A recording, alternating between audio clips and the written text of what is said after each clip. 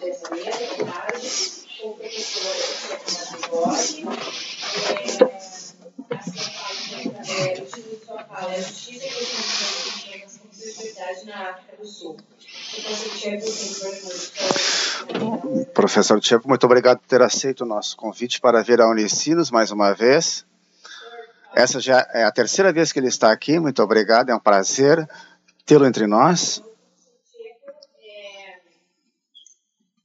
Tem graduação e mestrado em Direito pela Universidade de Pretória, que é doutorando em Direito pelo Birkbeck College da Universidade de Londres, e também na Universidade de Pretória, onde é professor. Ele coordena um módulo de mestrado em Direitos Humanos e Democratização na África, com experiência nas áreas de Direitos Humanos, Direito, Movimentos Sociais e Transformação.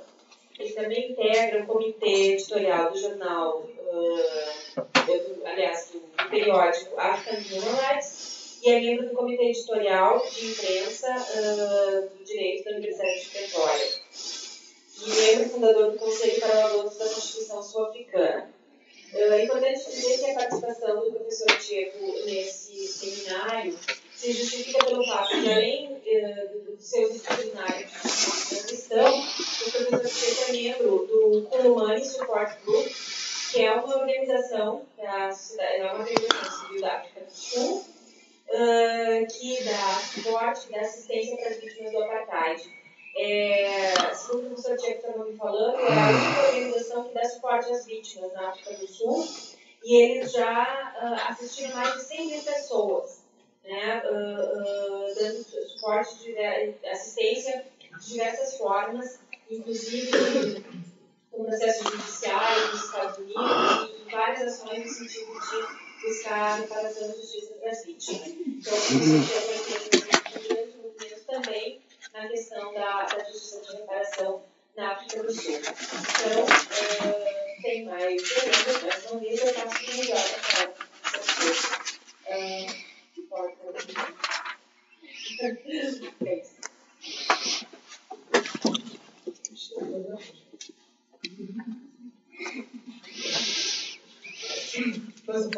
Primeiramente, muito obrigado pelo convite. Essa é a terceira vez que eu venho a esta universidade, e cada vez que eu venho, eu aprendo mais e eu faço novas amizades. Eu quero agradecer aos organizadores por me convidar, mas também gostaria de agradecer à minha amiga Fernanda por ter possibilitado a minha vinda. Estou vindo pela terceira vez, mas dessa vez eu estou vindo não como acadêmico, eu estou vindo como o presidente dessa organização que vocês veem aí no slide. Em nome da minha organização, eu quero agradecer muito a vocês, porque com frequência, a perspectiva das vítimas é excluída e nessas conferências internacionais muito boas. Então, somos muito gratos por nos terem convidado para esta reunião. Como organização que presta assistência às vítimas, a minha palestra será dividida em 3 partes. Na primeira, em lugar, eu vou apresentar a perspectiva das vítimas no que diz respeito à justiça de transição. Vocês vão ver que nós somos muito críticos da justiça de transição como vítimas do apartheid, muito críticos. Em segundo lugar, vou enfocar mais diretamente a Comissão de Verdade e Reconciliação da África do Sul. Vou dar a vocês uma contranarrativa dessa Comissão Sul-Africana de Verdade e Reconciliação. Como vocês sabem, muitas vezes ela é vista como um modelo na África, como uma comissão muito boa. Mas para nós, a nossa visão é diferente, então vou dar a vocês uma narrativa diferente dessa comissão. Por fim, vou falar um pouco sobre o que nós estamos fazendo como organização de apoio às vítimas. Porque uma das coisas que nós aprendemos como organização de apoio às vítimas é que para questões de reparação, justiça e cura, para que isso aconteça, as vítimas precisam tomar a luta em suas próprias mãos e não depender do estado da sociedade civil, e sim realmente ser seus próprios curadores. Então, vou enfocar o que nós estamos fazendo fora da justiça de transição. Então, nosso movimento foi formado em 1995, então este ano é o nosso 20º aniversário de fundação. E nos últimos 20 anos, nós temos trabalhado com as vítimas em outras partes da África e na África do Sul. E para nós, a nossa conclusão é que a justiça de transição nunca funciona, nunca é bem sucedida. Vocês podem discordar, mas essa é a nossa perspectiva, essa é a nossa experiência e essa é a nossa conclusão, que a justiça de transição realmente nunca é bem sucedida. Em todos os lugares onde houve justiça de transição, em primeiro lugar, nunca houve a verdade, nunca foi revelada.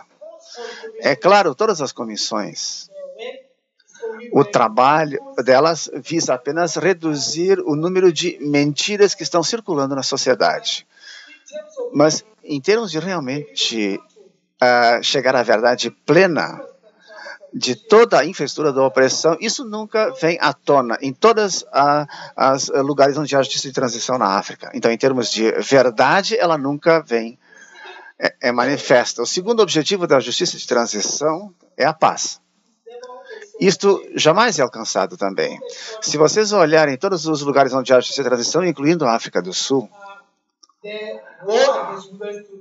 a guerra contra as mulheres continua, o legado de masculinidade tóxica também continua, então a gente vê muita violência doméstica, a gente vê muito abuso de mulheres que continua. Então, quando as pessoas dizem que justiça de transição criou a paz, nós não vemos isso no que diz respeito à situação das mulheres. A violência da pobreza, a violência da estrutura estrutural também continua em todos esses lugares. Então, para as pessoas pobres,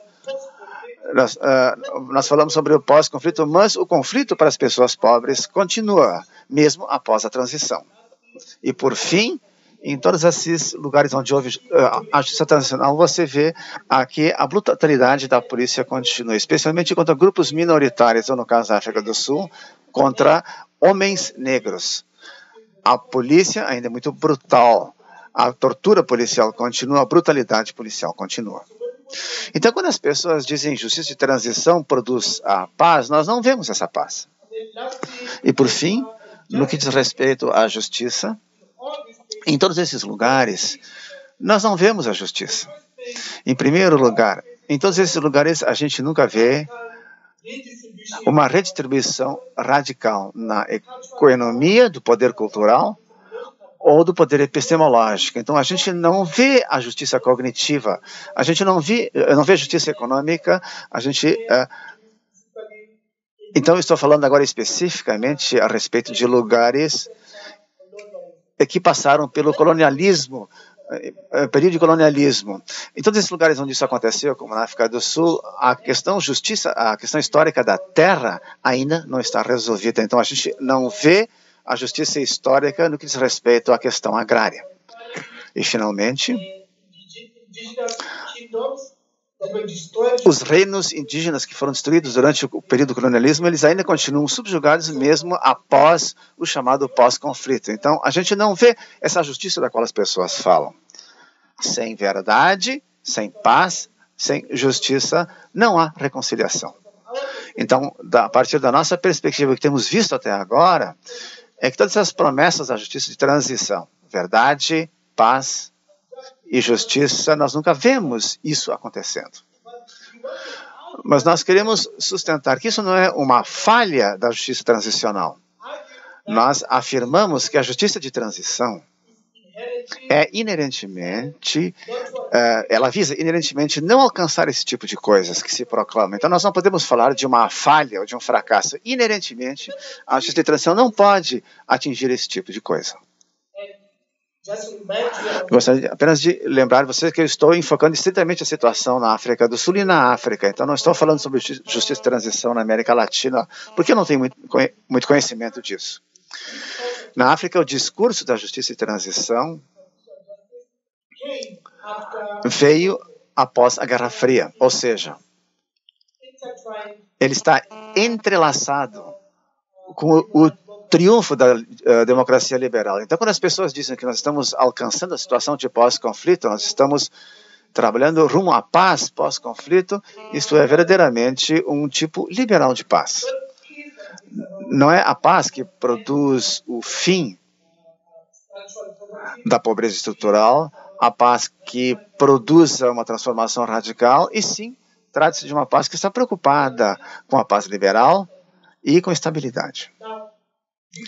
Bem, como o objetivo é a estabilidade, o tipo de reconciliação que as pessoas enfocam é a reconciliação das elites.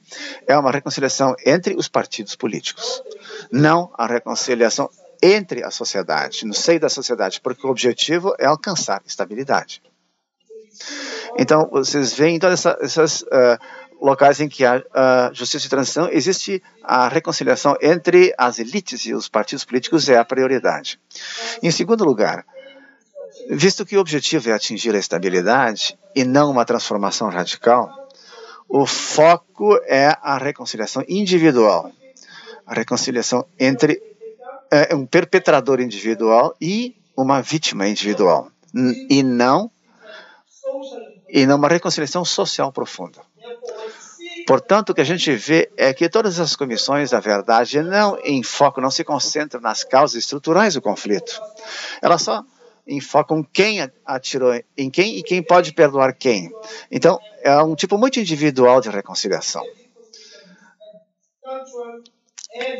Perde de vista a reconciliação estrutural e social. Então, é um tipo de reconciliação muito limitado. E eu gostaria de afirmar que esta é a forma que ela é planejada, a justiça de transição. Mesmo nesses casos como a África do Sul, onde o conflito era um conflito racial, o que a justiça de transição faz não é resolver essas questões raciais, esses problemas raciais, e sim enfocar indivíduos. E por isso a estrutura fica intacta. A estrutura da supremacia branca, a estrutura do racismo, a estrutura do capitalismo racial continuam intactas por causa dessa individualização da reconciliação. E por isso, em todos esses lugares, visto que a justiça transicional é muitas vezes movida pela pressão que vem dos países ocidentais, a liberalização política também acompanha a liberalização econômica. Então a gente vê em todos esses lugares que a política de multipartidária, mas também o neoliberalismo. Então o neoliberalismo, junto com a democracia multipartidária, levam a um baixo nível de emancipação social mesmo após o conflito. A terceira coisa que nós aprendemos na nossa experiência é que em todos os lugares onde houve justiça de transição, as comissões, na verdade, criam uma cisão entre as boas vítimas e as más vítimas. Então, as boas vítimas são aquelas que dizem, tá tudo bem, nós aceitamos a vitória moral. A vitória moral no sentido que elas aceitam a ideia de que a terra não tem que ser devolvida, de que eles estão felizes e contentes em ser reconhecidos como vítimas. Elas aceitam a vitória moral, as vítimas. Então, a gente vê essas boas vítimas em eventos internacionais, participando em teatros e estádios, contando as suas experiências pessoais, a sua história. Então, as boas vítimas estão lá para legitimar esse acordo entre as elites, por outro lado, nós temos as chamadas vítimas más, como nós, na nossa conversa. Nós somos vítimas ruins. Isso são as vítimas que se recusam a aceitar esse acordão das elites, que se recusam a aceitar o meio termo entre as elites e que ainda exigem uma redistribuição material, que ainda exigem a redistribuição da terra e que ainda exigem não apenas a democratização, e sim também uma descolonialização. Então, as más vítimas ruins, são ruins porque elas trabalham contra a justiça de transição. Então, em todos esses lugares onde há justiça de transição, a gente vê essa cisão entre as vítimas boazinhas e as vítimas más. Em quarto lugar, de uma perspectiva geopolítica, nós vemos a justiça de transição como a nova forma de imperialismo cultural. Lembre-se que eu estou falando sobre a África, eu não conheço a situação aqui na América Latina, estou me focando na África. Na África, o processo de justiça de transição muitas vezes é movido e impulsionado pela pressão de países ocidentais, a chamada comunidade internacional. Então a gente vê, depois do conflito, as ONGs vêm do hemisfério norte, você vê pesquisadores vindo do hemisfério norte, você vê acadêmicos vindo do hemisfério norte, que vêm para estudar esses locais de pós-conflito, para dizer a esses locais o que eles devem fazer, como é que eles devem alcançar a justiça de transição. Nós vivenciamos isso, mais uma vez, como uma nova forma de civilização dos nativos. O professor Boaventura de Souza Santos fala da linha abissal que foi traçada durante o período do colonialismo. Mais uma vez, você vê essa linha abissal sendo traçada de novo. Gente do norte e diz às pessoas do hemisfério sul como é que elas devem ser boas, como é que devem se civilizar, como é que devem implementar a democracia liberal e a economia liberal. Por isso, o objetivo da justiça de transição, de uma perspectiva geopolítica, consiste em refazer, reprojetar esses países e ser quase como o Ocidente. Então, nós experimentamos a justiça de transição, como eu disse, como um novo tipo de imperialismo. E, por último, e aqui eu estou falando sobre o colonialismo em locais onde esse processo ocorreu, você se lembra que no Estado colonial, o genocídio, a apropriação da terra foi acompanhada pelo epistemicídio. Epistemicídio no sentido da destruição das epistemologias dos povos indígenas, no sentido da destruição da cultura desses povos. É assim que o colonialismo se produziu, através do genocídio, desapropriação da terra, acompanhada da destruição das epistemologias indígenas e com a destruição de suas culturas. Bem, a justiça transicional, a forma como nós a vivenciamos, a justiça de transição é uma nova onda de epistemicídio. Para estar numa situação de pós-conflito, você tem que fazer as coisas como são feitas no hemisfério norte. Que a ideia, o ideal da transição é uma transição que passa de ser ruim ou mal para ser como as pessoas do Ocidente. Que o tipo de temporalidade que isso é imposta é um tipo muito temporalidade muito linear de A para B. Você sabe que nas culturas indígenas, o tempo não é linear, o tempo é cíclico. Mas a justiça de transição impõe uma concepção muito linear de temporalidade ou do tempo. Então, mais uma vez, para nós, isso é uma nova forma de epistemicídio. Por último, a justiça de transição impõe formas específicas de legalidades e compreensões específicas de nacionalidade. Então, você vê essa ideia de uma única nação, uma única constituição. Uma só nação, uma só constituição. Isso é uma ideia muito ocidental de sociedade, onde você tem um tipo de lei, um só tipo de lei que se aplica a todo mundo, diferentemente de uma ideia de pluralismo jurídico, em que diferentes sistemas legais coexistem. A ideia de plurinacionalidade, mais uma vez, também é excluída na justiça de transição, sendo que a ideia é que a reconciliação precisa construir uma só nação. E eu gostaria de sustentar que isso é uma concepção muito ocidentalizada. Então, na nossa experiência, a justiça de transição, muitas vezes, perpetua a colonialidade do pensamento, do conhecimento, a colonialidade do poder e a colonialidade dos seres. De forma que, mesmo após o conflito, as formas indígenas de conhecimento, formas de estar ou ser no mundo são marginalizadas. Então, a colonialidade tem continuidade. Esse tipo de paz liberal não leva a uma transformação radical e profunda. Por fim, a reconciliação na qual muitas vezes se concentra é uma reconciliação entre partidos políticos e entre indivíduos, e não uma reconciliação social. Então, em primeiro lugar, essa foi a primeira parte. Eu gostaria de apresentar a vocês a nossa noção de justiça de transição. Em segundo lugar, eu gostaria de me concentrar na Comissão Sul-Africana de Verdade e Reconciliação.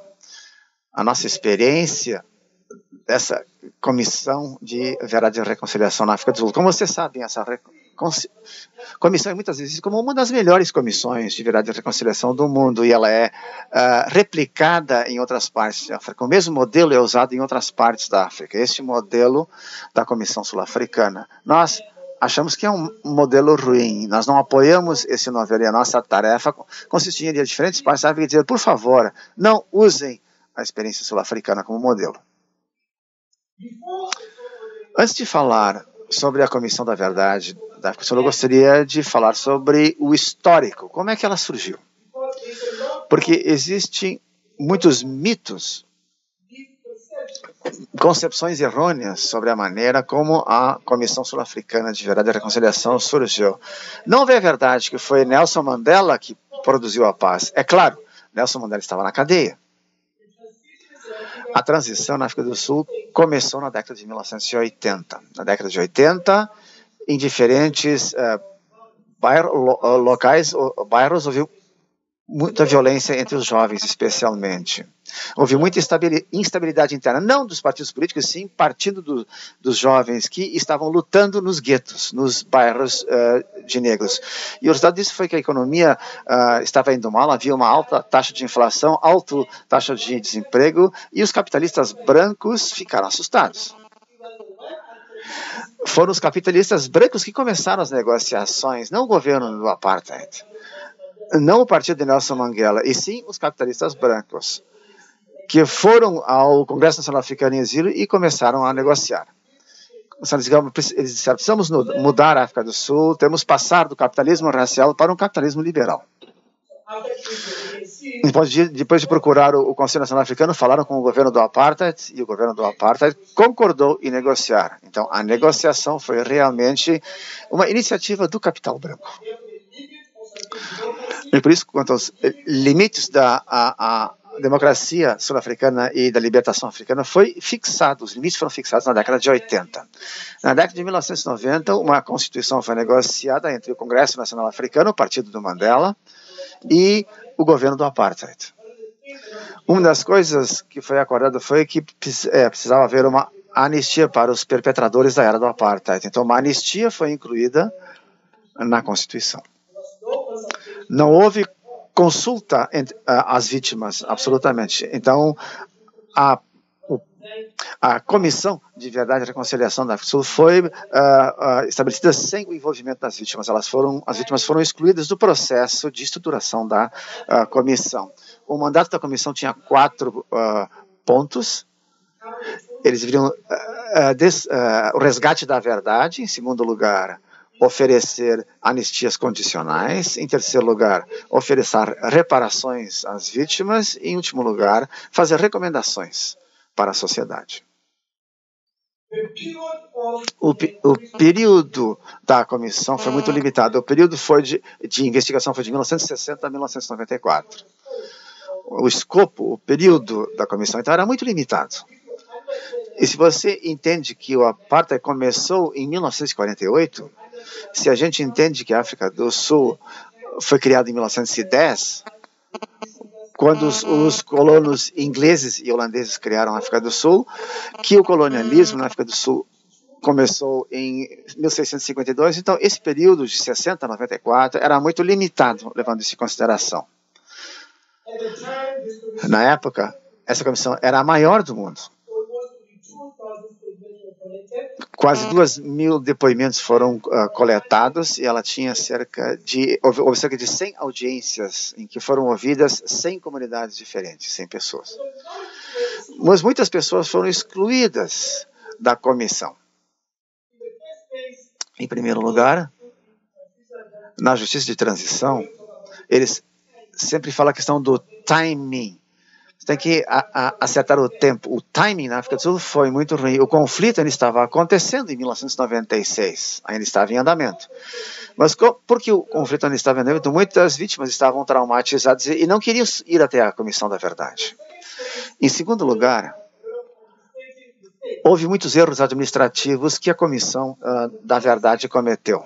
Houve casos, por exemplo, em que num incidente 5 pessoas foram mortas, mas no depoimento 3 foram colocadas como testemunhas e 2 como vítimas. Então, houve muitos erros de classificação e erros administrativos cometidos pela comissão. Outros erros tinham a ver com a língua, questões de língua. Existem 11 línguas na África do Sul. Então, às vezes, havia problemas linguísticos. Então, muitas pessoas foram excluídas da Comissão da Verdade por essas razões. Em segundo lugar, no Comitê das Vítimas, que existia para ouvir as vítimas e para decidir se alguém é uma vítima ou não. E nesse comitê, muitas vítimas que foram até lá se sentiram retraumatizadas. Não havia serviços psicológicos apropriados oferecidos. Você só tinha lá uma vítima testemunhando e alguém sentado ali para botar a mão no ombro quando a pessoa chorava. Então, não havia serviços psicossociais apropriados. Então, as pessoas iam até o comitê das vítimas para falar sobre o que tinha acontecido com os membros da comunidade, para falar sobre a tortura que sofreram, sobre a morte de seus familiares, mas muito pouca assistência psicológica. Então, muitas pessoas se retraumatizaram em função disso. No comitê de anistia, para os perpetradores que recebiam a anistia, não se esperava que eles pedissem desculpas. Só se esperava que eles divulgassem o que tinha acontecido. Então, muitas pessoas foram para o comitê de anistia e simplesmente declararam o que fizeram e o que não fizeram. Então, foi uma coisa muito clínica, assim. Então, não houve reconciliação interpessoal com base no Então, muitas pessoas se sentiram muito retraumatizadas em função do que aconteceu nesse comitê de anistia. E na decisão final, só 17 mil pessoas foram declaradas vítimas, só 17 mil. Se nós pensamos, se vocês se lembram que o apartheid se estendeu de 1948 a 1994, se vocês se lembram que a África do Sul é um país que tem 50 milhões de habitantes, 17 mil vítimas não é suficiente. Mas este é o número que a Comissão de Verdade e Comissão definiu. Só 850 pessoas foram declaradas perpetradores. 850. E muitos eram soldados rasos. Os comandantes, e não os comandantes, só os soldados rasos foram declarados perpetradores e receberam anistia. Então, houve muitos negócios não resolvidos nessa Comissão de Reconciliação e Verdade. Se a gente olha a estrutura das Nações Unidas, o marco das Nações Unidas de Justiça e Transição, e esqueçam o meu marco radical de desconexão. Só usando o marco das próprias Nações Unidas, você vê muitas lacunas. Em primeiro lugar, as Nações Unidas falam de satisfação. As vítimas precisam se sentir moralmente e psicologicamente satisfeitas. E aí nós podemos dizer que a Comissão da Verdade fez alguma coisa. Porque, naturalmente, as pessoas foram a essa comissão e, quando falaram, os membros da comissão receberam reconhecimento público. Então, houve um certo grau de satisfação. Houve, então, um certo grau de satisfação, mas nunca houve uma reconciliação social. Então, a África do Sul ainda é um país dividido, é ainda um país muito racista em relação às pessoas negras na África do Sul. Então, se você fala de satisfação, a gente tem que experimentar até que ponto isso foi. Se você faz o segundo ponto, reabilitação, na nossa organização, muitas vítimas ainda têm balas nos corpos. Muitas vítimas não recebem aconselhamento ou assistência psicossocial. Então, se você observa o segundo critério, reabilitação, vemos que a reabilitação que houve lá foi limitada. O terceiro aspecto, enfatizado pelas Nações Unidas, é o aspecto da garantia contra a não repetição. Ou seja, que o país precisa adotar medidas para assegurar que o conflito não aconteça de novo. Se você examinar esse aspecto, você vai ver que a África do Sul fez alguma coisa, porque há uma nova Constituição que oferece direitos humanos para todos. Em segundo lugar, há algumas reformas institucionais. Há uma nova Comissão de Direitos Humanos, temos uma Comissão de Gênero, E temos um ombudsman. Então, algumas reformas institucionais foram implementadas, mas ainda há tortura na polícia, ainda há muita brutalidade policial. Então, os serviços policiais ainda são muito militarizados. Nós ainda não temos uma força de polícia civil, é muito militarizada. Em terceiro lugar, a Comissão da Verdade e Reconciliação, em seu relatório, disse ao Estado que aqueles perpetradores que não se apresentaram à comissão precisam ser processados. Então, houve um relatório que veio da comissão e que disse que os perpetradores que não receberam anistia devem ser processados. Isso foi em 1996, até 2001. E de 2001 até hoje não houve nenhum processo desses perpetradores que não se apresentaram à Comissão da Verdade e Reconciliação. O governo tentou dar perdão a um número maior de perpetradores. Então, a minha organização apelou aos tribunais para impedir o governo de emitir perdão, anistia aos perpetradores. Em quarto lugar, temos o aspecto da restituição. Se você vê que só 8% da terra foi devolvida. Então, não houve restituição suficiente. Existem ainda altos níveis de pobreza na África do Sul. Hoje em dia, a África do Sul é o país mais desigual do mundo. Nós competimos com o Brasil. Às vezes o Brasil está na frente, às vezes nós estamos na frente. Mas atualmente é a África do Sul que é o país mais desigual do mundo. Então, eu devo dizer, então, como conclusão, que não houve muita restituição. Por fim, em termos de restauração individual e indenização, não houve indenização suficiente. Daquelas 17 mil pessoas que foram declaradas vítimas, 17 mil pessoas, o governo decidiu dar a elas $3 mil a título de indenização pessoal. Essa indenização foi igual, a reparação foi igual para todos. Se você perdeu sua mãe, se você foi torturado, se sua casa foi queimada, ou se você sofreu agressão sexual, assédio sexual, todo mundo recebeu a mesma quantia, $3 mil. Então você vê falta de reparação nesse caso. A Comissão da Verdade, em seu relatório, diz que deve haver reparação comunitária. Bem, não houve reparação comunitária absolutamente na África do Sul. O Estado só está assistindo as pessoas que estavam na lista daquelas 17 mil pessoas.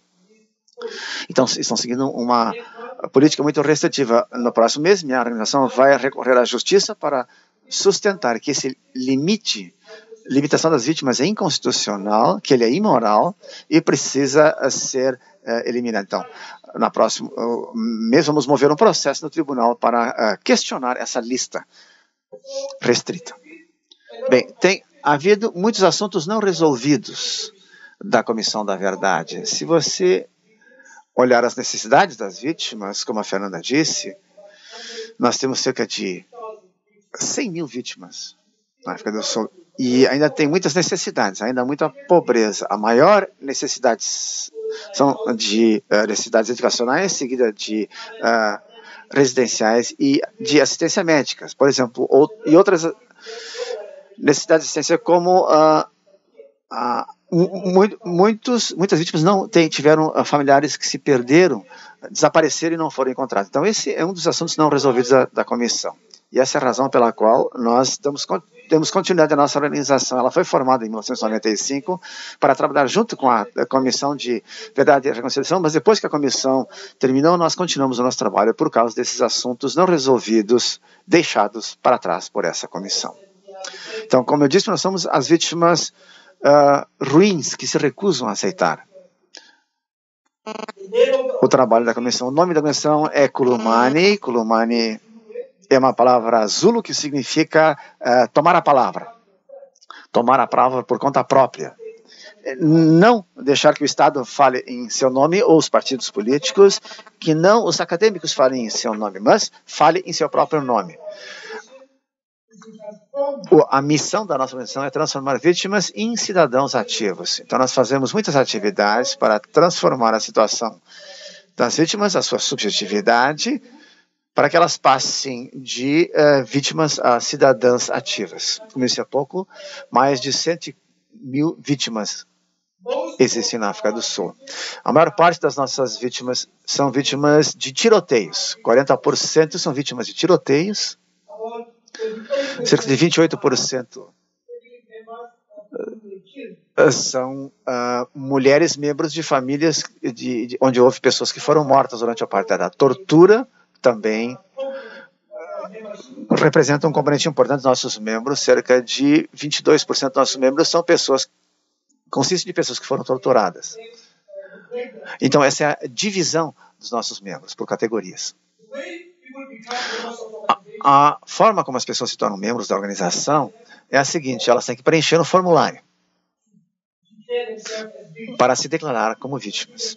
Então, nesse formulário, elas dizem o que aconteceu com elas e quais são suas necessidades. E nós constatamos que isso é muito empoderador, porque na comissão de verificação foi definido quem era vítima e quem não era. Neste caso, as próprias vítimas se declaram como vítimas, é autodeclaração. E nós vemos isso como algo psicologicamente muito empoderador. Depois de preencherem o formulário, nós colocamos o formulário no nosso escritório e colocamos no banco de dados. O banco de dados nos ajuda a defender os direitos das vítimas, de modo que nós sabemos exatamente quantas vítimas existem, sabemos exatamente quais são suas necessidades e usamos esse banco de dados para defender os direitos delas e para campanhas. Então, o banco de dados não é apenas um banco de dados para as vítimas, é também um banco de dados usado para a militância, para o ativismo. Nós todos vemos esse banco, não vemos esse banco de dados como um histórico, assim como um banco de dados de um movimento social das vítimas. Uma das atividades que nós realizamos é apoiar as vítimas na exumação. Como eu disse, muitas pessoas desapareceram durante o apartheid, muitas não foram encontradas, e onde elas são encontradas, nós assistimos as vítimas para trabalhar junto com o Estado para identificar, usando técnicas de DNA, para identificar os seus entes queridos. Então, ajudamos muito em muitas exumações. Outro tipo de trabalho que nós temos é o trabalho contra a impunidade. Como eu disse, nunca houve qualquer processo movidos contra os perpetradores. Então, nós nos dirigimos muitas vezes aos tribunais para forçar o Estado a processar as pessoas. Então, uma das nossas atividades consiste de uma campanha contra a impunidade. Nós tivemos um caso, um processo em Nova York de 2002. Em 2002, processamos 29 empresas no Tribunal de Nova York e processamos essas empresas multinacionais por promoverem a apartheid. Empresas grandes como a General Motors, a Ford, a IBM, a Shell, como a BP. Então nós fomos aos Estados Unidos para processar essas empresas por terem violado as sanções comerciais contra a África do Sul na década de 1980. Na década de 80 havia sanções comerciais, boicote comercial, mas essas empresas continuaram a fazer comércio com o governo do apartheid, portanto, lucrando de crimes contra a humanidade. Então, em 2002, nós fomos a Nova York para abrir um processo contra as empresas. Por que em Nova York? Porque nos Estados Unidos existe uma lei que você pode usar para processar empresas que cometeram violações de direitos humanos fora dos Estados Unidos. Então, de 2002, esse coisa chegou até a Corte Suprema dos Estados Unidos. E quando chegou à Corte Suprema, nós ficamos com muito medo, porque era durante o governo de Bush, que era muito conservador. Nós achamos que íamos perder o processo, mas ganhamos o processo, porque dos 9 juízes, 7 deles tinham ações nas empresas. Então, o caso não foi eles não puderam participar e nós ganhamos por default. Mas a legislação foi mudada entre mentes e agora não se pode mais processar as empresas por abuso de direitos humanos. Então, acabamos perdendo o caso por causa dessa mudança na legislação, mas estamos tentando recorrer. Então, essa é uma das partes das nossas atividades, a campanha contra a impunidade. Também trabalhamos na área de reconciliação. Como eu disse, jamais houve uma reconciliação apropriada. O que nós fazemos é o seguinte: tentamos trazer as vítimas e os perpetradores, tentamos juntá-los. O homem matou uma série de vítimas em 1996 e há 5 anos ele nos procurou e disse que queria pedir perdão. Então eu tive que ir à prisão e falar com ele para ver se ele tinha mudado. E constatamos que ele realmente tinha mudado. E por isso nós o juntamos com as vítimas para que pudesse haver uma reconciliação interpessoal adequada, fora do Estado. Porque nós achamos que a reconciliação não pode ser sancionada pelo Estado, de cima para baixo. Isso precisa ser algo interpessoal. O outro programa que nós temos é chamado História a partir de baixo. Porque na África do Sul existe uma metanarrativa sobre o que aconteceu. E essa metanarrativa é o que nós tentamos contestar. Então as próprias vítimas contam suas próprias histórias e fazem suas próprios processos de memorização. Nós temos uma série de publicações que nós vemos como uma espécie de contra-arquivo, em que as próprias vítimas contam e documentam suas histórias fora do Estado. Nós temos exposições que são itinerantes, e são mostradas no mundo inteiro para contar essa história, e também temos um novo programa de teatro dos oprimidos. Naturalmente, esse modelo nós tomamos emprestado da América Latina, onde nós encenamos peças nos bairros negros. Usamos uma peça e depois da peça nós colocamos todo mundo num círculo para perguntar o que vocês viram na peça, o que vocês acham que deveria acontecer. Porque na África do Sul, atualmente, existe uma amnésia oficial, muita negação do que aconteceu. Então, esse teatro visa conscientizar as pessoas, especialmente os jovens, porque a história foi esquecida. Então, nós usamos esse teatro para contar as histórias do que realmente aconteceu. Também temos uma atividade chamada arte como terapia, ou arte como cura, onde muitos dos nossos membros fazem trabalhos artísticos. E nós constatamos que esse uso de arte para contar histórias, nós vemos essa atividade de contar histórias através da arte como algo muito mais poderoso do que as formas ocidentais de chamada análise individual. Nós achamos que a arte como terapia é muito mais poderosa do que os serviços psicossociais ocidentais tradicionais. Aqui temos um dos testemunhos das vítimas, dizendo que consideraram esse trabalho com arte muito empoderador. Concluindo, então, na nossa experiência, nós constatamos que a justiça de transição só beneficia os beneficiários dos conflitos. Mais uma vez, na África do Sul, os brancos são os que se beneficiaram. Na verdade, hoje em dia, as pessoas negras são pobres, mais pobres. E constatamos que a justiça de transição é muito limitante porque ela não fala sobre as questões estruturais. Só faz referência a indivíduos. E a maior lição que nós aprendemos é que as vítimas têm que lutar elas próprias pela verdade, pela justiça e pela cura. Por isso que nós dizemos, a luta continua. Muito obrigado pela atenção de vocês.